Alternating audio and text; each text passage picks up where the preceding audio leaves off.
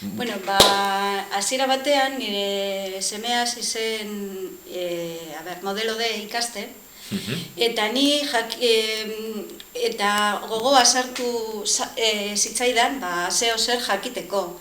Bera, ez dakit, paper bat ekarri, nola esaten da, papertxo bat ikusi edo, zeo zer jakiteko. Eta horrela, horrexegatik hasi nintzen ikasi. Gero ja urte batzu geroago, ni egin nuen bi ikastaroak.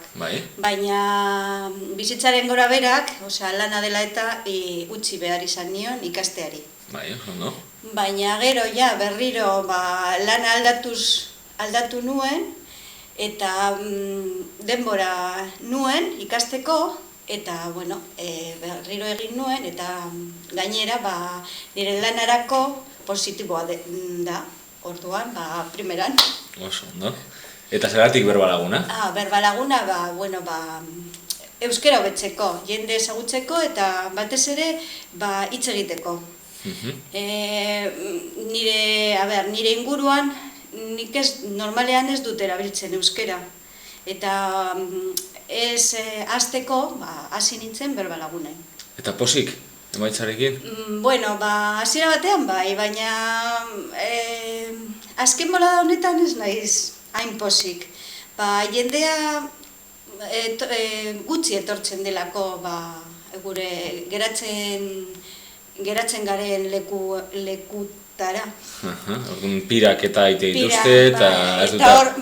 Eta, normalean bi, edo noizbehinka 3 garen. Eta, pizka bat, ez dakit nola esan. Baina ni gustatzen, ni nahi nuke jende gehiago egotea. Eske askotan ez dakizu zer esan.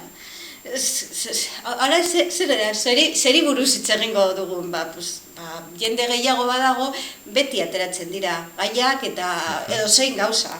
Oso ondo. Hori nahi dudana. Hori da nahi dudana. Oso ondo.